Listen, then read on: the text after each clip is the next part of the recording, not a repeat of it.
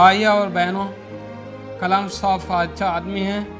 आज सत्यगारू कलाम साहब को सलाम करती है।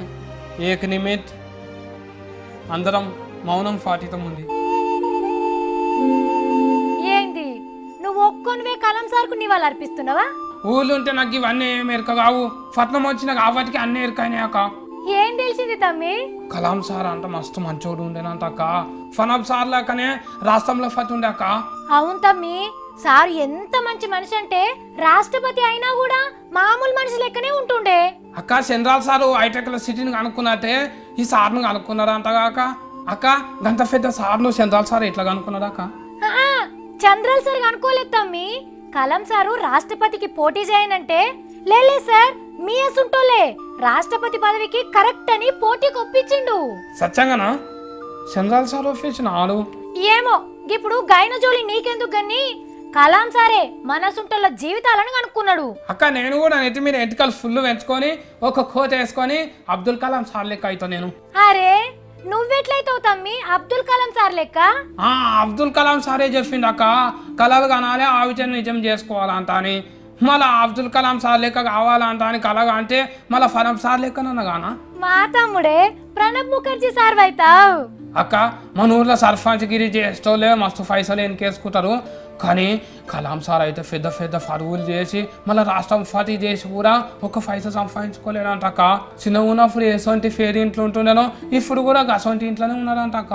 కరెక్టే తమ్మి, సార్ జీవితం మొత్తం పబ్లిక్ కే రాసిచ్చిండు.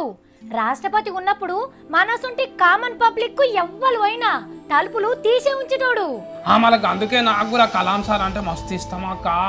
ఇగో కలాం సార్ లేక నేను కూడా ఇగో సారసీర ఆంగిలాగా వేసుకున్నా చూసుకో. ఇంకా మంచను గాని అవుగాని కలాం సార్ గురించి ఇంకేం తెలుసుకున్నావు? సార్కు 74 కావాలంటే మస్తు ఫైరం ఉండేనంట అక్క. అందుకే వాళ్ళతో ఎప్పటికి ఆడుకుంటుండేనంట అక్క. పాకిస్తాన్ వాళ్ళు మన మీదకి కొట్టాటకు రాకుండా ఉండేటందుకు మస్తు ఈ స్పీడ్ గురికి రాకెట్ బాంబులు తయారు చేసిందంట సారు. రాకెట్ బాంబు కాదు తమ్మి, మిసైల్ అంటారు దాన్ని. మిసైల్ ఏంటివో కానీ ఇగో అక్క పోలియో వచ్చిన వాళ్ళకి కూడా ప్లాస్టిక్ కాల్ తయారు చేయించిందంట సారు. అవును తమ్మి, సారు సైంటిస్ట్ కదా. పెద్ద పెద్ద యుద్ధం చేసే విమానాలలో కూడా సార్ ఎక్కిందంట అక్క. అక్క నీళ్ళలో మునిగిపోతాయి చూడు పడవలు, గన్లల్లా ఎక్కిన తొలి రాష్ట్రపతి సారేనంట అక్క.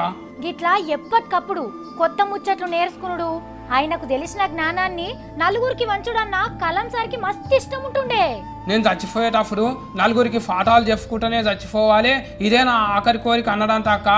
అందుకే పాపం నలుగురికి పాఠాలు చెప్పుకుంటూనే జీవించింది అక్క సారు. మరి కలాం సార్ గొప్పోడు కాబట్టి గొప్ప పని చేసుకుంటేనే దేవుని దగ్గరకు ఏంటి తమ్మి? అక్క నేను జీవించిన రోజు అయితే ఎవరికి సెలవులు ఇవ్వకండి, నా మీద ఫేమ్ ఉంటే ఇంకో గంట ఎక్కువ పని చేయండి అంట అని చెప్పిండంట అక్క అందరికి.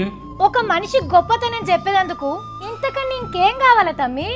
సార్ని ఆదర్శంగా తీసుకున్న వాళ్ళు ఎవ్వరైనా ఇలా సెలవు తీసుకోకుండా పని చేయాలి. అక్క నేను దినం ఒకటే వార్త తెచ్చిస్తుంది కదా అక్క. ఇక ఇఫర్స్ అన్ని మస్తు తిప్పల వాడి నేను మస్తు వార్తలు తెస్తాక పోతున్నా.